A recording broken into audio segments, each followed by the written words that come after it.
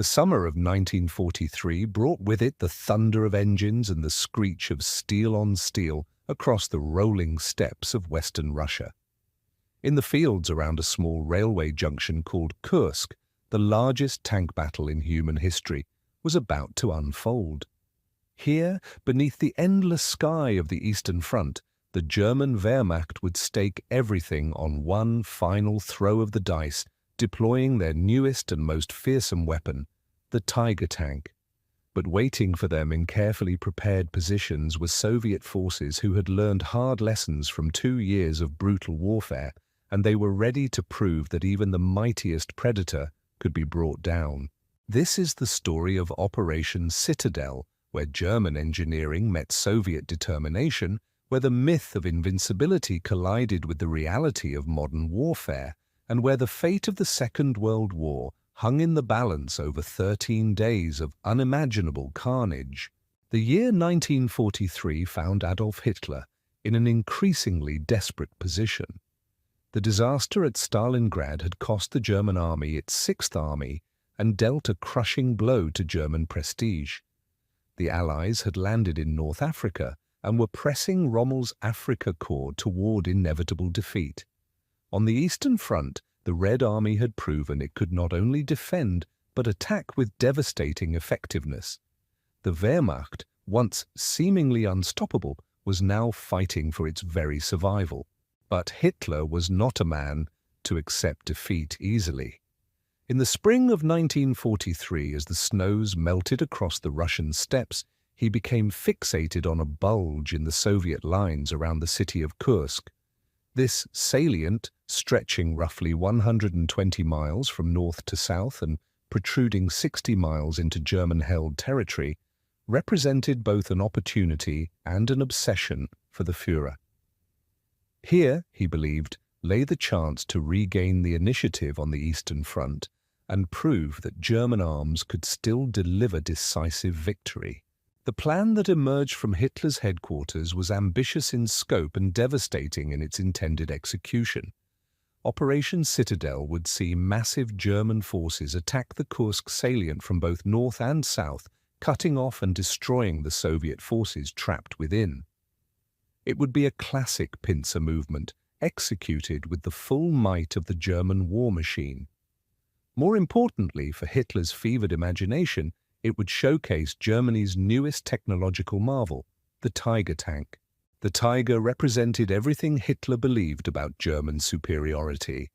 Weighing 57 tons and armed with the fearsome 88mm gun, it was the most powerful tank in the world. Its armor was virtually impenetrable to most Allied weapons, and its gun could destroy any enemy tank at ranges that seemed almost supernatural. In the hands of experienced German crews, the Tiger had already proven itself capable of destroying entire Soviet tank formations while suffering minimal losses in return. Hitler's confidence in his new weapon was absolute. He delayed Operation Citadel repeatedly throughout the spring, insisting that more Tigers be produced and deployed to the front. His generals grew increasingly frustrated with these delays, knowing that each passing day allowed the Soviets to strengthen their defenses, but Hitler was convinced that the Tiger would be the decisive factor, the weapon that would finally break Soviet resistance and restore German dominance on the Eastern Front. What Hitler failed to understand was that his enemy had been using those precious months of delay to prepare the most formidable defensive system ever constructed.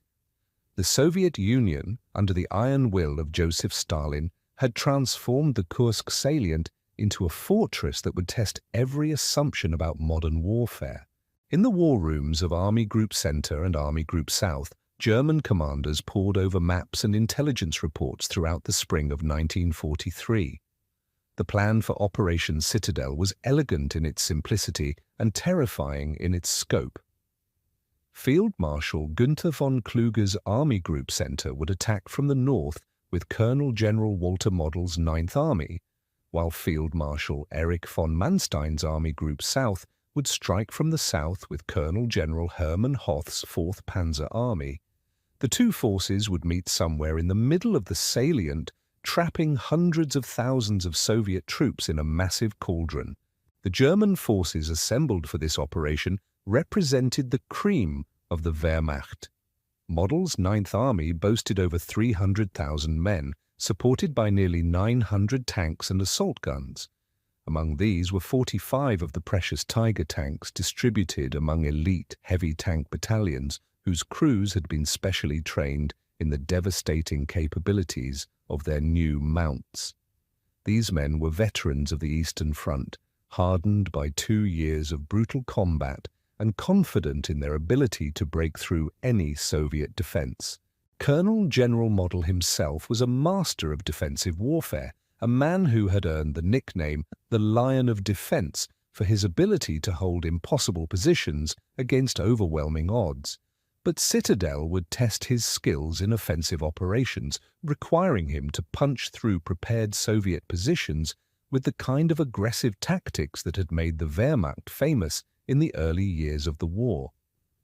Model approached the task with characteristic thoroughness, studying every aspect of the Soviet defenses and planning his assault with meticulous care. The centerpiece of Model's attack would be the Tiger tanks of the 505th Heavy Tank Battalion. These massive machines, each weighing as much as 3 normal tanks, represented the pinnacle of German engineering. Their crews were hand-picked veterans, men who had proven themselves in combat and demonstrated the technical skill necessary to operate these complex machines. The Tiger's 88mm gun was the same weapon that had made German anti-aircraft guns so feared by Allied bombers, now mounted on a mobile platform that could bring its devastating power to bear against enemy armor. But the Tiger was more than just a powerful gun. Its armor was revolutionary, with frontal plates up to 100mm thick that could shrug off hits from virtually any Soviet weapon. The psychological effect of these monsters on enemy troops was almost as important as their physical capabilities. Soviet tank crews who had grown confident in their ability to fight German panzers on equal terms would find themselves facing machines that seemed almost supernatural in their invulnerability. In the south, Hermann Hoth's 4th Panzer Army represented an even more formidable force. With over 350,000 men and nearly 1,200 tanks and assault guns, including over 100 Tigers, Hoth commanded what was arguably the most powerful armored force ever assembled. The 4th Panzer Army included some of the most elite units in the German military, including the Leibstandarte SS Adolf Hitler, Das Reich, and Totenkopf divisions of the Waffen-SS. These SS divisions were fanatically loyal to Hitler and had proven themselves in combat across Europe and Russia. Their tank crews were among the most experienced in the German military, and they had been given priority in receiving the new Tiger tanks.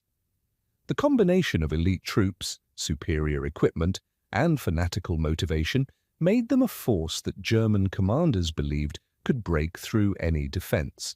Hoth himself was one of Germany's most capable panzer commanders, a man who had led armored spearheads in the victories in France and the early successes of Operation Barbarossa.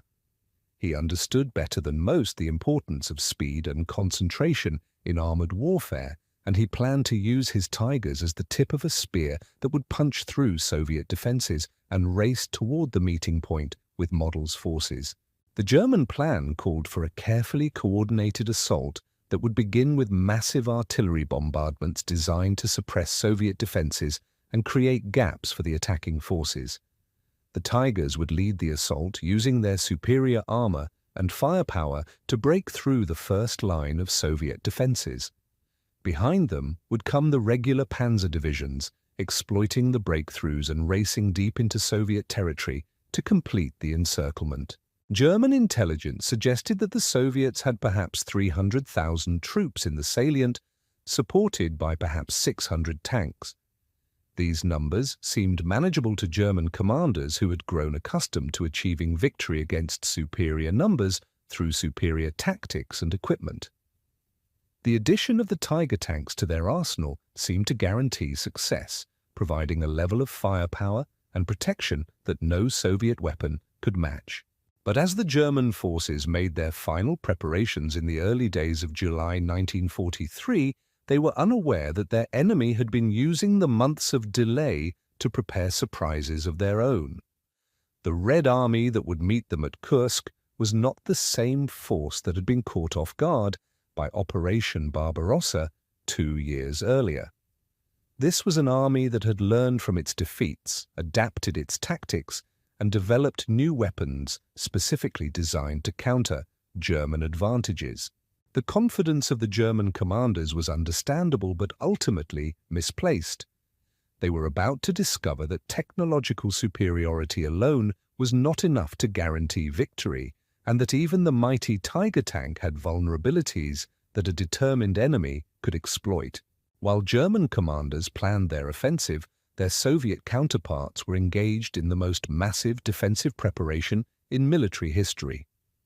Marshal Georgy Zhukov, the hero of Moscow and Stalingrad, had convinced Stalin that the best strategy was to let the Germans attack first, bleeding them white against prepared defenses before launching devastating counterattacks. This decision would prove to be one of the most important strategic choices of the entire war. The Soviet intelligence network had provided detailed information about German preparations for Operation Citadel. Through a combination of aerial reconnaissance, partisan reports, and intercepted communications, Soviet commanders knew almost exactly when and where the German attack would come. This intelligence advantage allowed them to prepare defenses specifically designed to counter German tactics and neutralize the advantages of the Tiger tank. The defensive system constructed around Kursk was unlike anything seen before in warfare. The Soviets created not 1 or 2 defensive lines, but 8 separate defensive belts stretching back over 100 miles. Each belt consisted of multiple trench lines, anti-tank ditches, minefields, and strongpoints, all carefully integrated to channel attacking forces into killing zones where they could be destroyed by concentrated fire. The first defensive belt alone contained over 3,000 miles of trenches, supported by more than 20,000 artillery pieces and mortars. Anti-tank ditches up to 15 feet deep and 20 feet wide snaked across the landscape, forcing attacking tanks to bunch up at crossing points where they could be engaged by concealed anti-tank guns.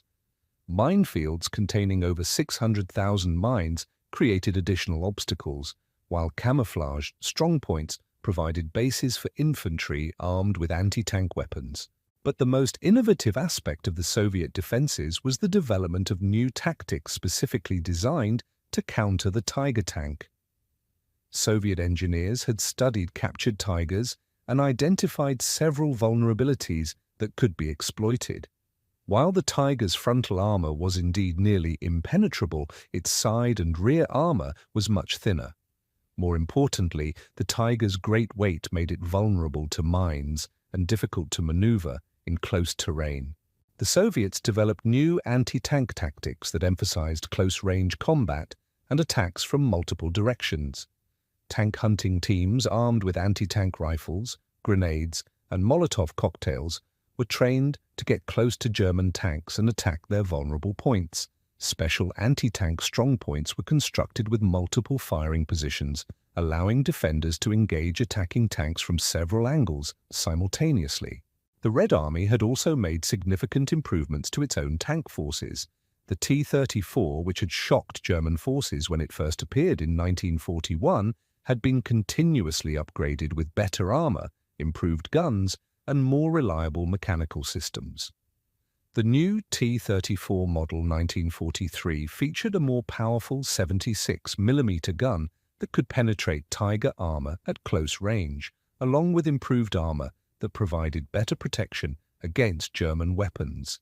More importantly, Soviet tank crews had gained invaluable experience in 2 years of combat. The men who would face the Tigers at Kursk were no longer the poorly trained conscripts who had been overwhelmed in the early days of Barbarossa. These were veterans who understood their equipment and had developed effective tactics for fighting German armor. They knew they could not match the Tiger in a straight fight, but they had learned how to use speed, numbers, and terrain to their advantage.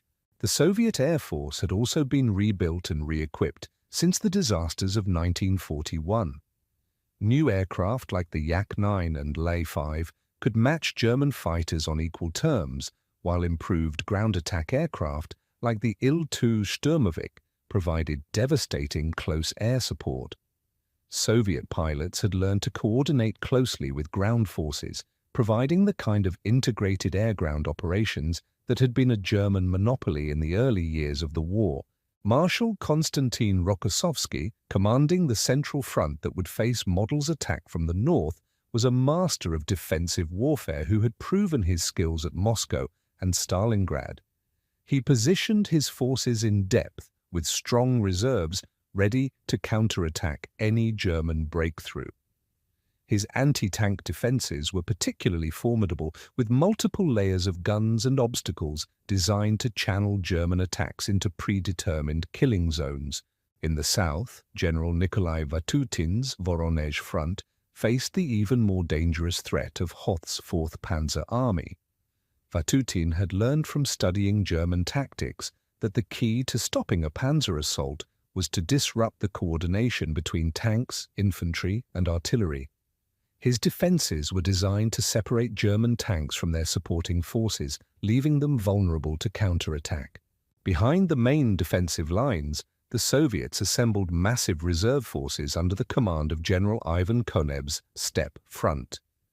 These reserves included over 500,000 men and 1,500 tanks, including new, heavy tanks like the KV-85 that could engage Tigers on more equal terms. These forces were positioned to launch immediate counterattacks against any German breakthrough, ensuring that even if the initial defenses were penetrated, the attack would quickly bog down in costly fighting. The psychological preparation of Soviet forces was as important as the physical defenses. Political officers worked tirelessly to ensure that every soldier understood the importance of the coming battle. This was not just another engagement, but a decisive moment that would determine the fate of the Soviet Union.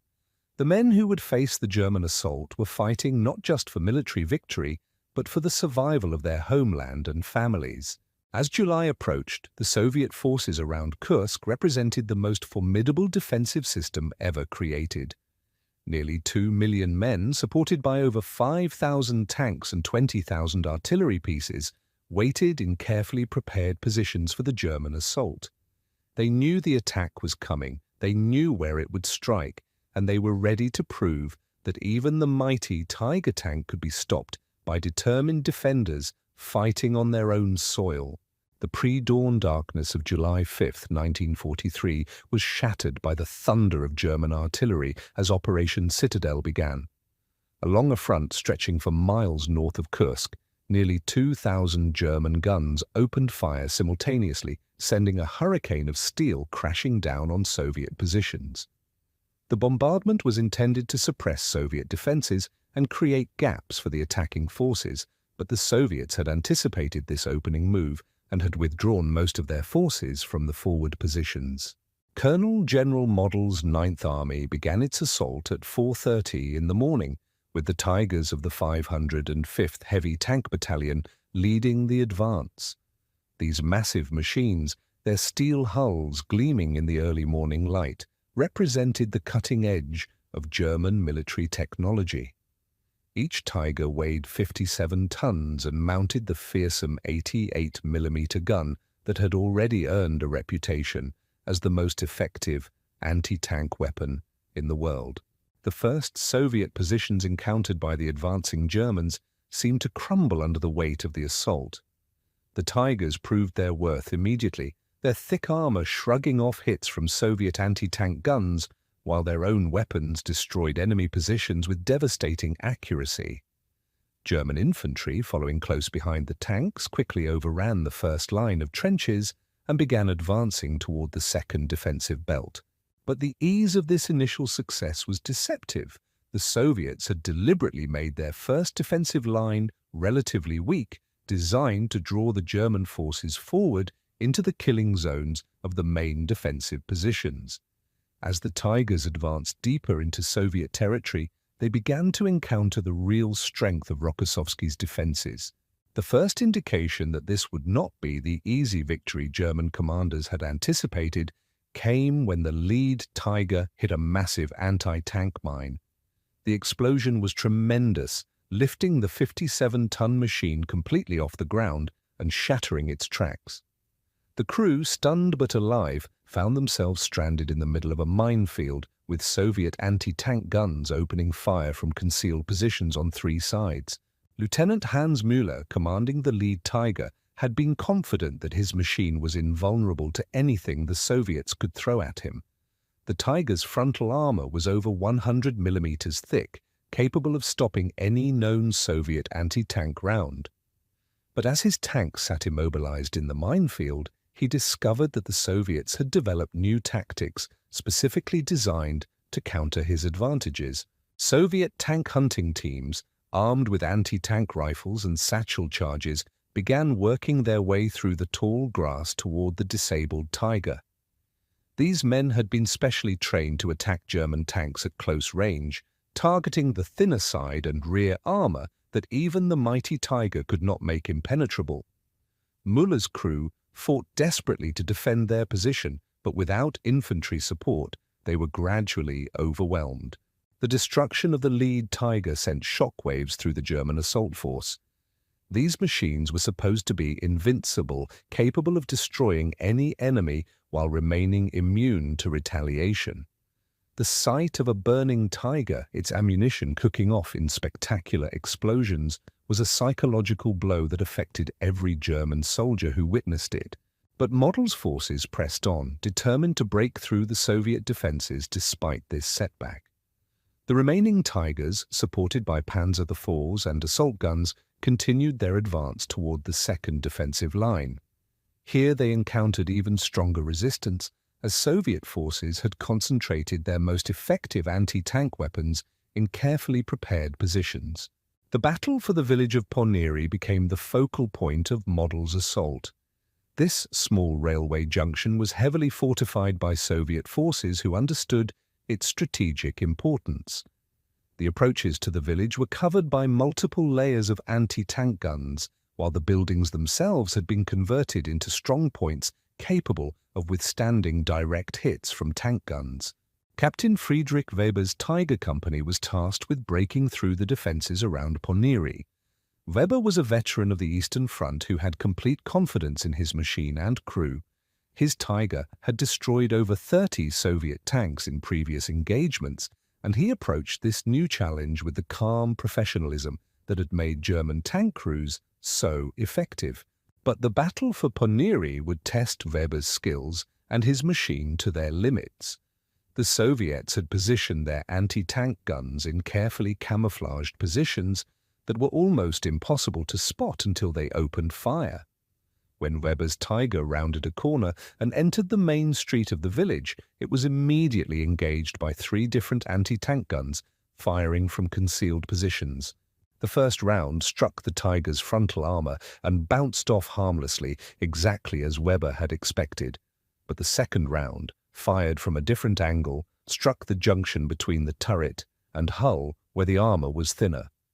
The penetration was minimal, but it was enough to jam the turret traverse mechanism, leaving Weber unable to bring his main gun to bear on his attackers. The third gun, positioned in the basement of a destroyed building, fired at the Tiger's tracks.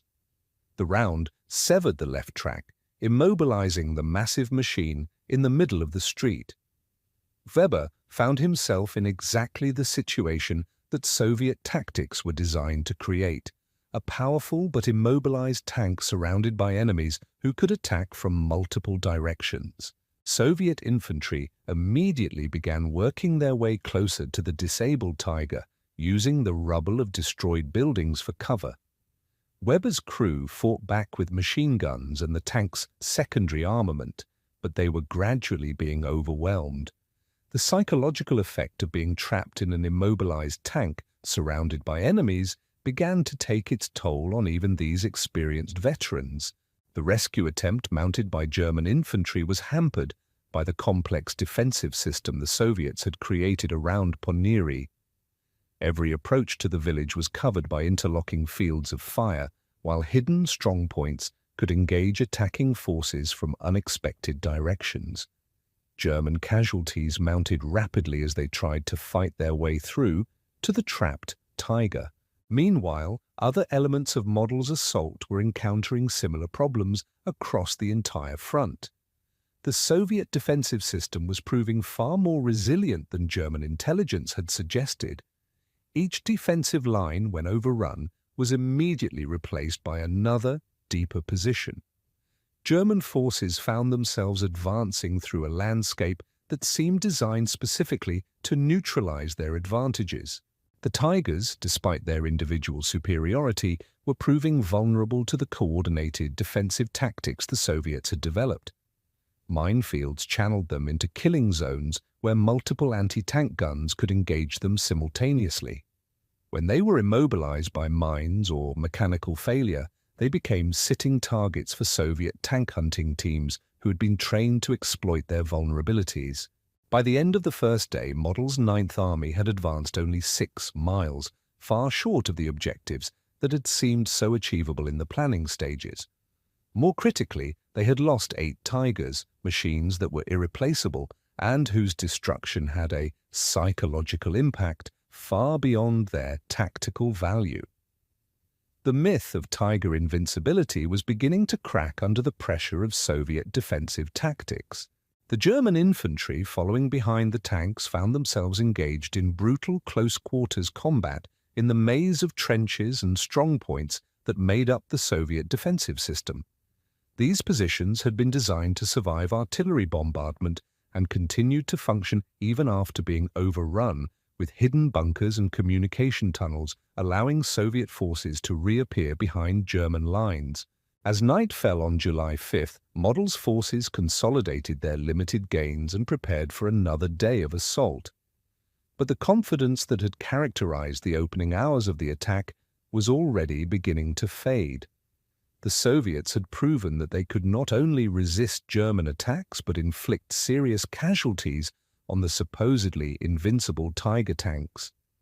The northern pincer of Operation Citadel was already falling behind schedule, and the true test of Soviet defenses was yet to come. While Model's Ninth Army struggled against the northern defenses of the Kursk salient, Hermann Hoth's 4th Panzer Army launched its own assault from the south with even greater force and ambition. Hoth commanded the most powerful armored formation ever assembled, including over 100 Tiger tanks distributed among elite SS divisions that represented the cream of the German military. If any force could break through Soviet defenses and achieve the objectives of Operation Citadel, it was this one. The southern assault began with an even more massive artillery bombardment than the one that had preceded Model's attack. Over 1,500 German guns pounded Soviet positions for 2 hours, creating a barrage that could be heard for miles across the steppe. The earth shook under the impact of thousands of shells, and great clouds of smoke and dust rose into the morning sky as German forces prepared to advance. At the spearhead of Hoth's assault was the 2nd SS Panzer Corps, commanded by SS Obergruppenführer Paul Hauser. This formation included 3 of the most elite divisions in the German military: Leibstandarte SS Adolf Hitler, Das Reich, and Totenkopf.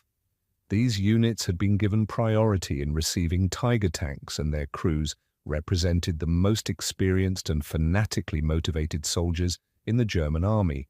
The Leibstandarte division, Hitler's personal bodyguard unit that had evolved into a full armored division, led the initial assault with 25 Tiger tanks supported by over 100 Panzer IVs and assault guns. The division's commander, SS Brigadeführer Theodor Wisch, was a veteran of campaigns across Europe who had complete confidence in his men and equipment. The first Soviet defensive line south of Kursk appeared to crumble under the weight of this assault even more quickly than the northern defenses had yielded to Model's attack. The Tigers proved devastatingly effective against Soviet anti-tank guns, their thick armor providing immunity to most enemy weapons, while their 88mm guns destroyed Soviet positions with terrifying accuracy.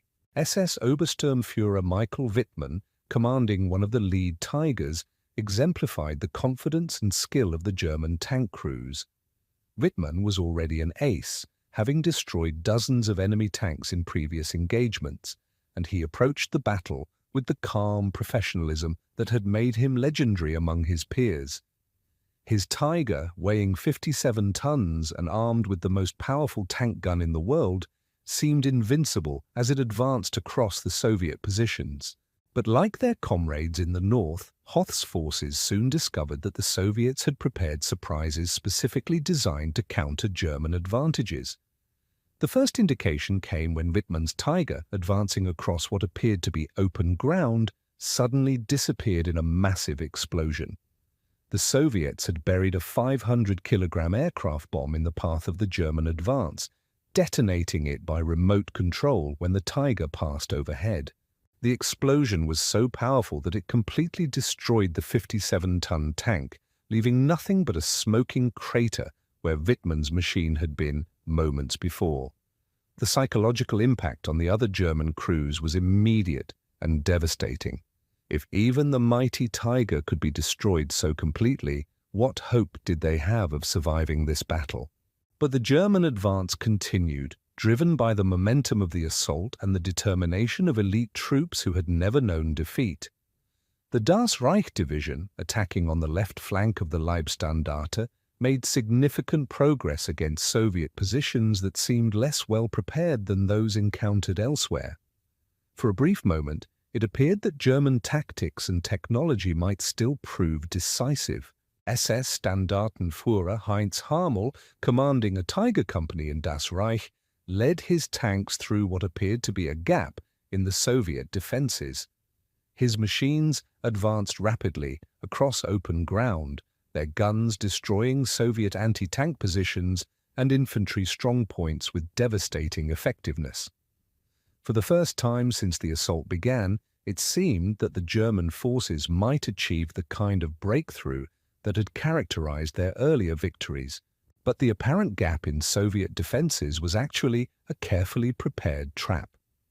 As Harmel's Tigers advanced deeper into Soviet territory, they found themselves in a valley surrounded by hills that had been honeycombed with concealed anti-tank positions.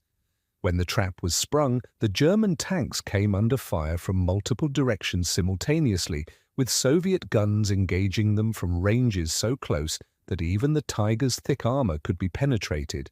The battle that followed was unlike anything the German crews had experienced. Instead of the long-range engagements where the Tiger's superior gun and armor provided decisive advantages, they found themselves in a close-quarters melee where Soviet tactics could neutralize their technological superiority. T-34 tanks emerging from concealed positions attacked the Tigers from the sides and rear where their armor was thinner. Harmel's own Tiger was struck by 3 different Soviet tanks firing almost simultaneously. The first round penetrated the rear armor, starting a fire in the engine compartment. The second struck the turret ring, jamming the main gun in place. The third hit the ammunition storage, causing a catastrophic explosion that killed the entire crew instantly. The destruction of Harmel's company sent shockwaves through the German assault force. These were not the easy victories that German propaganda had promised, but brutal slugging matches where technological superiority meant little against determined defenders fighting on prepared ground. The Tigers, despite their individual power, were proving vulnerable to coordinated attacks by multiple enemies. Meanwhile, the Totenkopf division, attacking on the right flank, encountered a different but equally effective form of Soviet resistance. The terrain in their sector was broken by numerous small villages and collective farms, each of which had been converted into a fortress by Soviet engineers. These positions were mutually supporting, with hidden communication trenches allowing defenders to coordinate their resistance and call for artillery support. The Tigers of Totenkopf found themselves engaged in urban warfare, a type of combat for which their massive size and limited maneuverability made them poorly suited.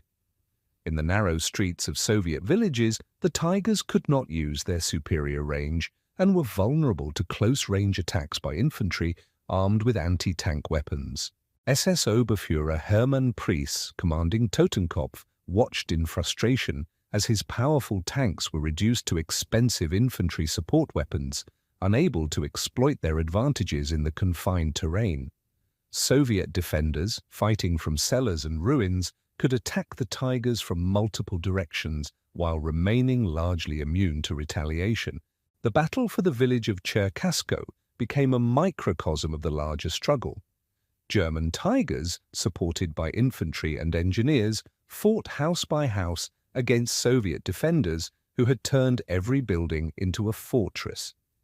The massive tanks designed for open warfare found themselves reduced to battering rams, using their weight and armor to break through walls while their crews fought with machine guns and grenades.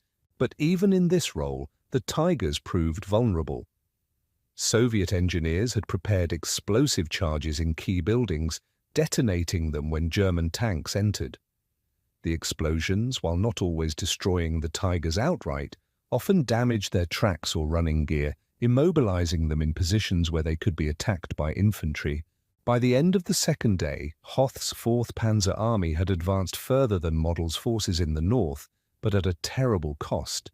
Over 30 Tigers had been destroyed or damaged beyond repair, representing a significant portion of Germany's entire inventory of these irreplaceable machines. More importantly, the psychological impact of these losses was beginning to affect German morale. The myth of Tiger invincibility, so carefully cultivated by German propaganda, was crumbling under the reality of Soviet defensive tactics. German tank crews, who had entered the battle with supreme confidence in their equipment and training, were beginning to understand that they faced an enemy who had learned to counter their advantages through superior tactics and preparation. As the German forces prepared for the climactic phase of their assault, they did so with the knowledge that the easy victories of the past were no longer possible. The Red Army had evolved into a formidable opponent that could not only resist German attacks but inflict serious casualties on the supposedly invincible Wehrmacht. The morning of July 12, 1943, dawned clear and hot over the rolling steppes near the small town of Prokhorovka. Here, in fields that had known only the peaceful sounds of agriculture for generations, the largest tank battle in human history was about to unfold. The German 4th Panzer Army, spearheaded by the elite 2nd SS Panzer Corps, was making its final push toward the town of Kursk, while Soviet forces under General Pavel Rotmistrov prepared to launch a massive counterattack that would determine the fate of Operation Citadel. The German forces approaching Prokhorovka represented the cream of the Wehrmacht. The Leibstandarte SS Adolf Hitler Division alone fielded over 40 Tiger tanks, supported by more than 100 Panzerbefehls and assault guns. These machines were crewed by veterans who had fought across Europe and Russia, men who had complete confidence in their equipment and their ability to achieve victory against any odds. SS Obergruppenführer Paul Hauser, commanding the 2nd SS Panzer Corps, believed that his forces were on the verge of achieving the breakthrough that would vindicate Hitler's faith in Operation Citadel. His Tigers had proven their worth in the fighting of the previous week, destroying hundreds of Soviet tanks while suffering relatively light losses themselves. The town of Prokhorovka lay just ahead, and beyond it stretched the open country that would allow his panzers to race toward their rendezvous with Model's forces advancing from the north. But, unknown to Hauser, the Soviets had been preparing their own surprise. General Pavel Rotmistrov's 5th Guards Tank Army, held in reserve throughout the German assault, was moving into position for a massive counterattack. This force included over 800 tanks, including new models specifically designed to counter the German Tigers. More importantly, Rotmistrov had developed tactics that would neutralize the Tigers' advantages by forcing them into close-range combat where Soviet numbers could prove decisive. The battle began at dawn with a massive artillery bombardment as both sides sought to suppress their opponents before the tank battle commenced.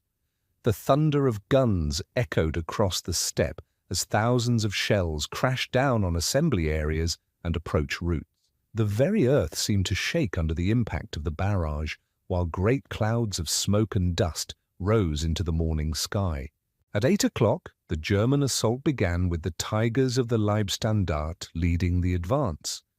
These massive machines, their steel hulls gleaming in the morning sun, represented the pinnacle of German military technology. Each Tiger weighed 57 tons and mounted the fearsome 88mm gun that had already earned a reputation as the most effective anti-tank weapon in the world.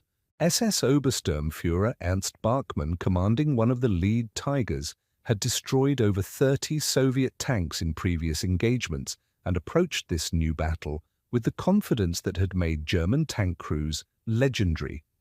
His Tiger had proven its invincibility time and again, its thick armor shrugging off enemy fire while its powerful gun destroyed opponents at ranges that seemed almost supernatural. But as Bachmann's Tiger crested a low hill overlooking the Prokhorovka Valley, he was confronted by a sight that would haunt him for the rest of his life. Spread across the valley floor were hundreds of Soviet tanks, their guns already trained on the German positions. T-34s, KV-1s, and the new Su-152 assault guns formed a steel carpet that stretched to the horizon, while overhead, Soviet aircraft circled like vultures waiting for the carnage to begin. The Soviet counterattack began with a coordinated charge by over 400 tanks advancing simultaneously across a front of several miles. This was not the cautious defensive fighting that had characterized Soviet tactics earlier in the battle, but an all-out assault designed to overwhelm German forces through sheer numbers and aggressive tactics. General Rotmistrov had studied German tank tactics extensively and understood that the Tiger's greatest advantages lay in its ability to engage enemies at long range while remaining immune to return fire. His solution was elegantly simple: close the distance so rapidly that the Tigers would be forced into close-quarters combat where their advantages would be neutralized and Soviet numbers could prove decisive. The T-34 tanks of the 29th Tank Corps led the charge, their crews pushing their machines to maximum speed across the open ground. These tanks, while individually inferior to the Tigers, possessed advantages of their own. They were faster, more maneuverable, and far more numerous than their German opponents. Most importantly, their crews had been specifically trained for this moment, drilled in tactics designed to exploit the Tigers' vulnerabilities. Lieutenant Colonel Ivan Petrov, commanding the lead tank battalion, had lost his previous tank to a Tiger just 3 days earlier. He had watched helplessly as the German monster destroyed his T-34 with a single shot from over a mile away, the 88mm shell penetrating his armor as if it were paper. But now, racing across the battlefield at maximum speed, he was determined to get close enough to return the favor. The German response was immediate and devastating. The Tigers opened fire at maximum range, their powerful guns sending shells screaming across the battlefield with deadly accuracy. The first volley destroyed over 20 Soviet tanks, the 88mm rounds penetrating T-34 armor with ease and causing catastrophic explosions as ammunition stores detonated. Bachmann's Tiger alone destroyed 6 Soviet tanks in the first 2 minutes of combat, his experienced crew working with mechanical precision to load, aim, and fire their massive gun. Each shot was a kill, the powerful shells punching through Soviet armor and destroying the tanks in spectacular explosions that sent turrets flying through the air like toys. But the Soviet advance continued despite these terrible losses. For every tank destroyed, 2 more seemed to take its place, racing forward through the smoke and flames of their burning comrades. The T-34s used their superior speed to close the distance rapidly, weaving and dodging to make themselves harder targets, while their own guns sought opportunities to engage the German monsters. The key to Soviet tactics was the understanding that while individual T-34s could not match a Tiger in single combat, multiple tanks attacking from different directions could overwhelm even the most powerful opponent. As the range closed, Soviet tanks began to spread out, forcing the Tigers to divide their attention among multiple targets while making coordinated defense impossible. Captain Dmitry Lavrinenko, commanding a company of T-34s, had developed specific tactics for engaging Tigers based on careful study of their vulnerabilities.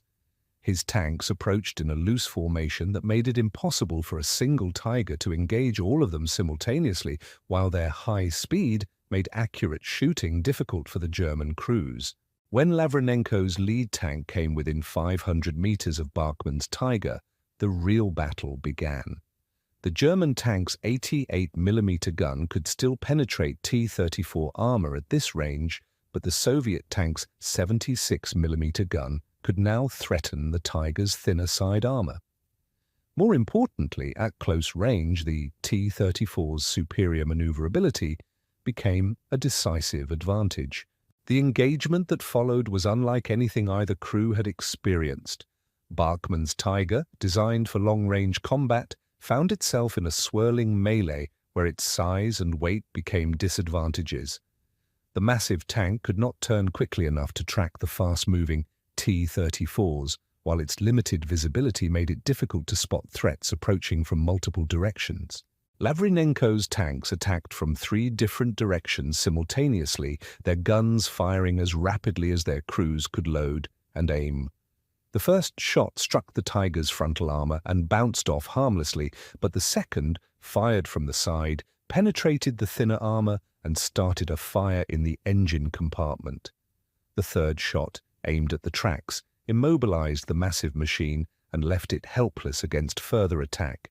Across the battlefield, similar scenes were playing out as hundreds of tanks engaged in close-quarters combat that reduced the technological advantages of individual machines to secondary importance. The Tigers, despite their individual superiority, found themselves overwhelmed by sheer numbers and aggressive tactics that their crews had never encountered before. The psychological impact of this reversal was enormous. German tank crews who had grown accustomed to destroying enemy tanks with impunity suddenly found themselves fighting for their lives against opponents who seemed willing to accept any losses to achieve victory. The myth of Tiger invincibility, already damaged by the fighting of the previous week, was completely shattered in the cauldron of Prokhorovka. SS Standartenführer Joachim Peiper, commanding a Tiger battalion in the Das Reich division, watched in horror as his supposedly invincible machines were systematically destroyed by Soviet tanks that should have been easy prey. His own Tiger, struck by multiple rounds from different directions, was burning fiercely while his crew fought desperately to escape the inferno. The close-range combat also neutralized many of the Tiger's other advantages. The thick armor that made it nearly invulnerable at long range could be penetrated by Soviet guns firing at point-blank range, while the powerful 88mm gun was no more effective than smaller weapons when engaging targets at distances measured in meters rather than kilometers. Soviet tactics also included the use of ramming attacks, with T-34 crews deliberately crashing their tanks into Tigers to disable them even at the cost of their own lives. These suicide attacks, while costly for the Soviets, proved devastatingly effective against the much more valuable German machines. The battle raged throughout the day, with neither side able to gain a decisive advantage. German Tigers continued to exact a terrible toll on Soviet forces, but they were being destroyed at a rate that made their losses irreplaceable. Soviet tanks, while suffering enormous casualties, seemed to have an inexhaustible supply of replacements rushing forward to continue the attack. By evening, the battlefield around Prokhorovka was littered with the burning hulks of over 800 tanks from both sides. The German 2nd SS Panzer Corps had been fought to a standstill, its Tiger tanks either destroyed or too damaged to continue the advance. More importantly, the psychological impact of the battle had broken the confidence of German forces who had believed themselves invincible. The largest tank battle in history had ended in a tactical draw, but strategically it represented a decisive Soviet victory. The German offensive had been stopped, The myth of tiger invincibility had been shattered, and the initiative on the Eastern Front had passed permanently to the Red Army. As the smoke cleared over the battlefield of Prokhorovka on the evening of July 12th, it became clear that Operation Citadel had failed to achieve its objectives. The German forces, despite their technological advantages and elite troops, had been fought to a standstill by Soviet defenders who had proven that determination and superior tactics could overcome even the most advanced weapons.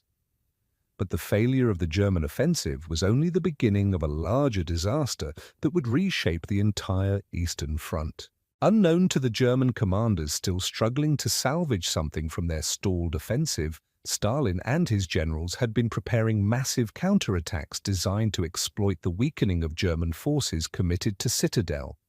While the Wehrmacht had concentrated its best units and equipment for the assault on Kursk, other sectors of the front had been stripped of reserves and left vulnerable to Soviet attack.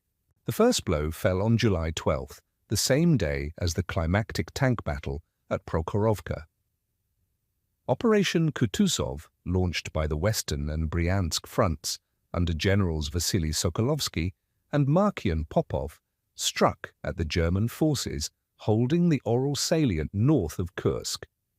This attack caught German defenders completely by surprise, as they had assumed that Soviet forces were fully committed to defending the Kursk salient itself. The German Ninth Army, already weakened by its unsuccessful assault on the northern face of the Kursk salient, found itself attacked from behind by fresh Soviet forces that had been carefully husbanded for this moment. Model's Tigers, those that had survived the grinding battles of the previous week, were now forced to turn around and defend against an enemy attacking from an entirely different direction. Lieutenant Colonel Hans Rudel, commanding one of the few remaining Tiger companies in the Ninth Army, received orders to abandon his positions around Kursk and race north to counter the Soviet breakthrough. His tanks, already showing the wear and tear of a week of intensive combat, were now being asked to perform another miracle against overwhelming odds.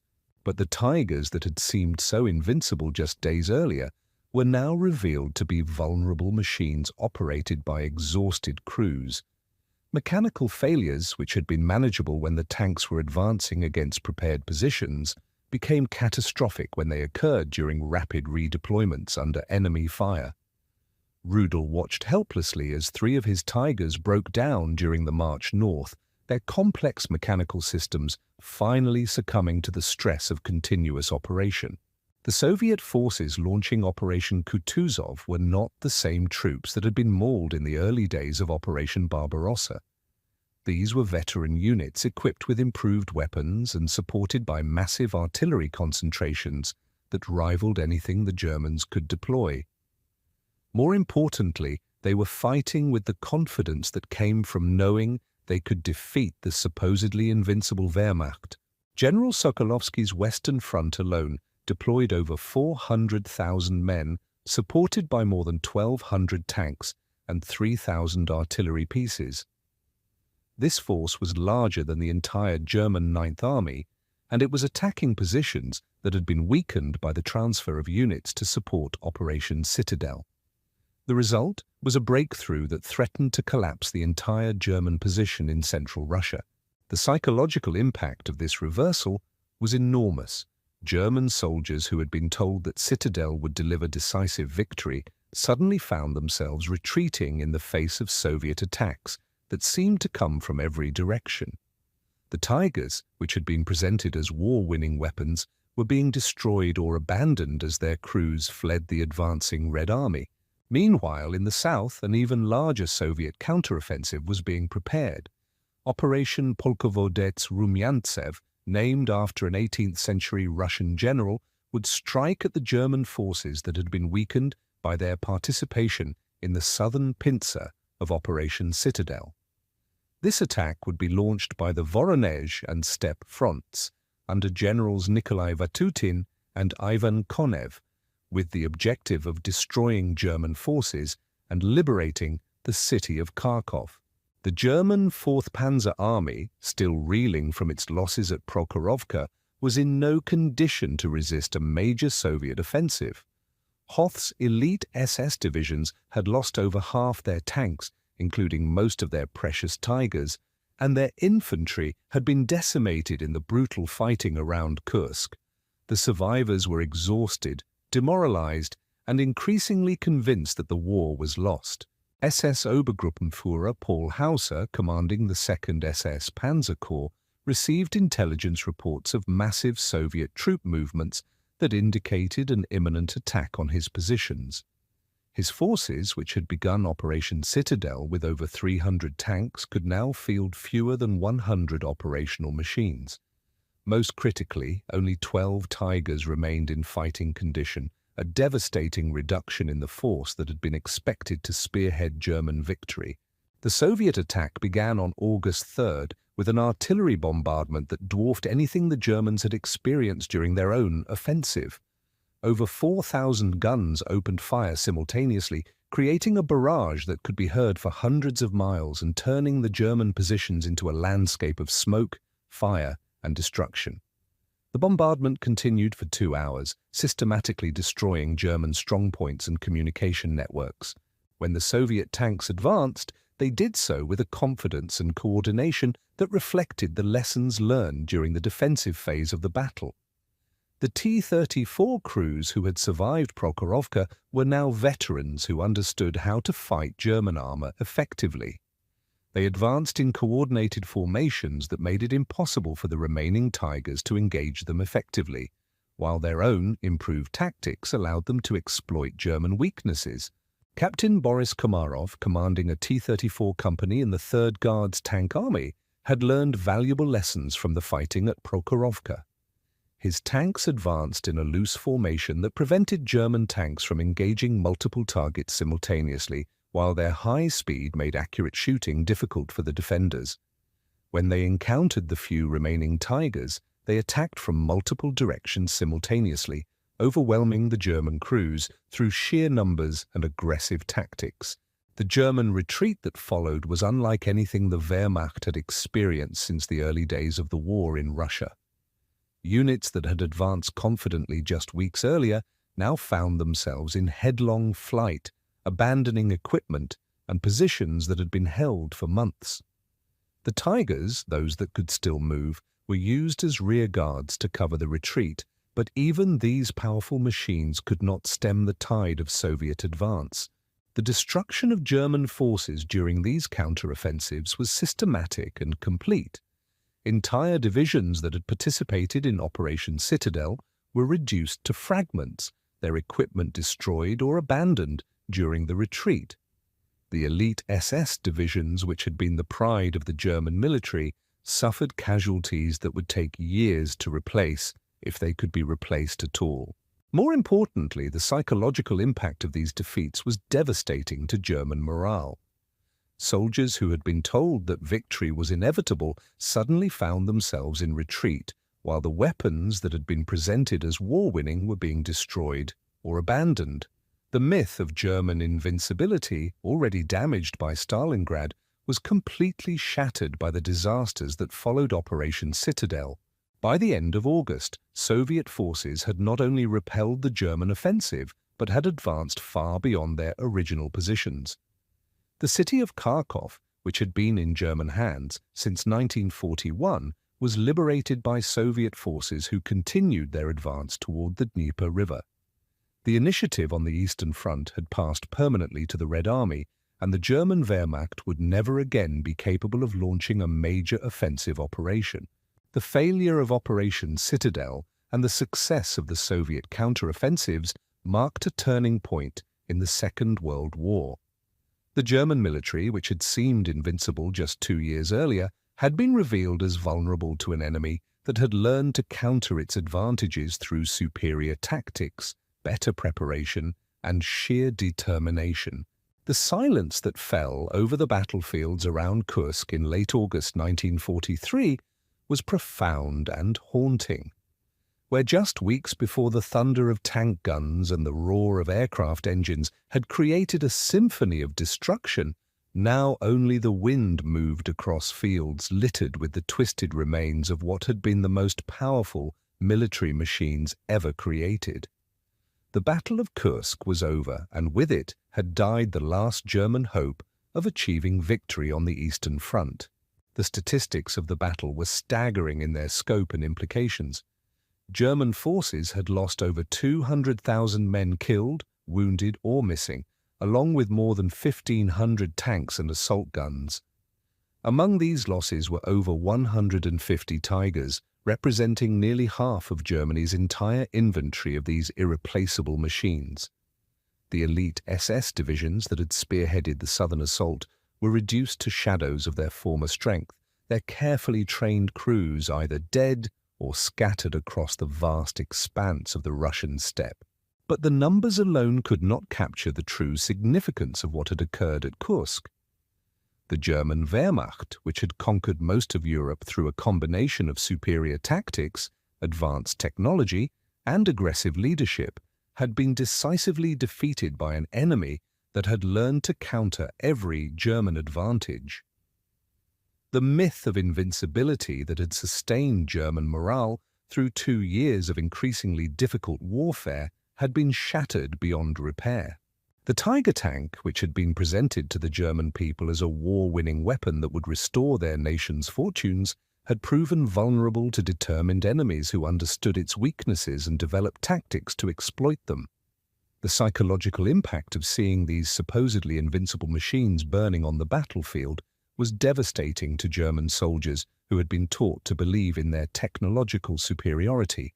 Colonel General Heinz Guderian, the father of German panzer tactics and one of the most respected commanders in the Wehrmacht, would later write that Kursk was the beginning of the end for German armored forces. The losses in men and equipment were irreplaceable, but more importantly, the confidence that had made German tank crews so effective had been broken by the reality of facing an enemy that could match them in skill and exceed them in determination. The Soviet victory at Kursk was built on more than just superior numbers or defensive positions. It represented the culmination of a learning process that had begun with the disasters of 1941 and continued through the grinding battles of Stalingrad and Leningrad. The Red Army that fought at Kursk was a professional military force that had mastered the art of modern warfare and developed tactics specifically designed to counter German advantages. General Pavel Rotmistrov, whose 5th Guards Tank Army had played such a crucial role in the victory at Prokhorovka, understood that the battle had proven the superiority of Soviet military doctrine over German technology. His tanks had been individually inferior to the Tigers they faced, but superior tactics and coordination had allowed them to achieve victory against seemingly impossible odds. The impact of Kursk extended far beyond the immediate military consequences. Hitler's decision to launch Operation Citadel had been based on his belief that German technology and elite troops could still achieve decisive victory against any enemy. The failure of this offensive convinced many German commanders that the war was lost and that further resistance would only increase the suffering of the German people. The political implications were equally significant. The Soviet Union, which had been fighting for its very survival just 2 years earlier, had proven that it could not only resist German attacks but launch successful counter-offensives that drove the invaders back toward their own borders. Stalin's decision to let the Germans attack first, bleeding them white against prepared defenses before launching devastating counterattacks, had been vindicated by events. For the Western Allies, the victory at Kursk provided crucial breathing space for their own operations. The massive German forces committed to Operation Citadel could not be used to defend against the Allied invasion of Sicily, which began just as the battle was reaching its climax. Hitler's obsession with achieving victory in Russia had fatally weakened German defenses in other theaters, allowing the Allies to gain footholds that would eventually lead to the liberation of Europe. The technological lessons of Kursk would influence tank design and tactics for decades to come. The battle had proven that individual superiority in armor and firepower was less important than coordination, tactics, and the ability to mass forces at decisive points. The Tiger tank, despite its impressive specifications, had been defeated by enemies who understood that warfare was about more than just building the biggest gun or the thickest armor. Soviet tank designers took these lessons to heart, developing new machines like the T-34-85 and the IS-2 heavy tank that combined improved firepower and protection with the reliability and ease of production that had made the T-34 so successful. These tanks would spearhead the Soviet advance that would eventually carry the Red Army to Berlin itself. The German response to their defeat at Kursk was to retreat into increasingly desperate defensive measures.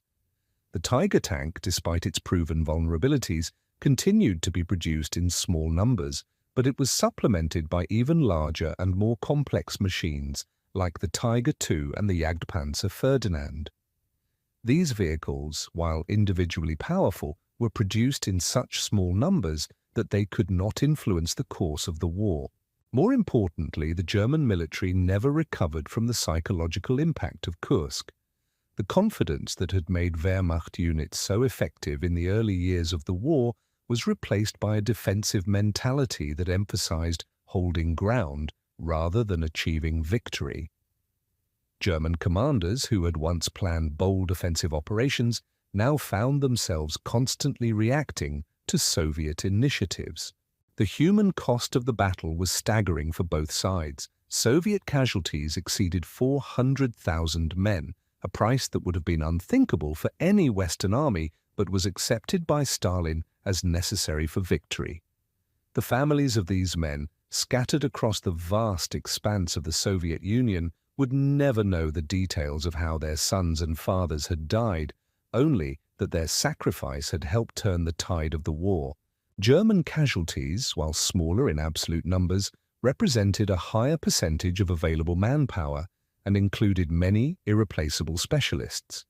The tank crews who had been trained to operate Tigers could not be quickly replaced, and their loss meant that even the tanks that survived the battle often sat idle for lack of qualified operators. The battle also marked a turning point in the relationship between Hitler and his generals. Many senior commanders had opposed Operation Citadel from the beginning, arguing that the delays had given the Soviets too much time to prepare their defenses. The failure of the offensive vindicated their concerns and led to increasing friction between Hitler and the professional military leadership. Field Marshal Erich von Manstein, one of Germany's most capable commanders, would later argue that Kursk represented the last opportunity for Germany to achieve a negotiated peace that might have preserved something of the Nazi state. The failure of the offensive convinced him that Germany could no longer win the war and should seek terms while it still had some bargaining power. But Hitler refused to consider any form of compromise, instead doubling down on his belief that new weapons and fanatical resistance could still achieve victory. This decision would lead to 2 more years of increasingly desperate warfare that would end only with the complete destruction of the Nazi regime and the occupation of Germany itself. The legacy of Kursk extended far beyond the immediate participants in the battle. The tactics developed by Soviet forces to counter the Tiger tank would be studied and refined by military theorists around the world, influencing the development of anti-tank warfare for generations to come. The principle that technological superiority could be overcome by superior tactics and coordination became a cornerstone of military doctrine in many armies. The battle also demonstrated the importance of intelligence and preparation in modern warfare. The Soviet victory had been built on months of careful planning and the construction of defensive systems specifically designed to counter German advantages. This lesson would influence military thinking throughout the Cold War, as both sides sought to develop weapons and tactics that could counter their opponents' strengths. For the people of the Soviet Union, Kursk represented proof that their sacrifices had not been in vain. The victory demonstrated that the Red Army could not only defend Soviet soil, but drive the invaders back toward their own borders. This knowledge would sustain Soviet morale through the difficult campaigns that lay ahead, as the Red Army fought its way across Eastern Europe toward the final victory in Berlin. The Battle of Kursk had proven that even the mightiest weapons could be defeated by determined enemies who understood their weaknesses and developed effective countermeasures. The Tiger tank, despite its fearsome reputation and impressive capabilities, had met its match in the fields around a small Russian railway junction. The myth of invincibility had been shattered, and with it had died the last German hope of victory in the East. As we reflect on this pivotal moment in history, we're reminded that technological superiority alone cannot guarantee victory in warfare. The human factors of courage, determination, and tactical innovation often prove more decisive than the specifications of individual weapons.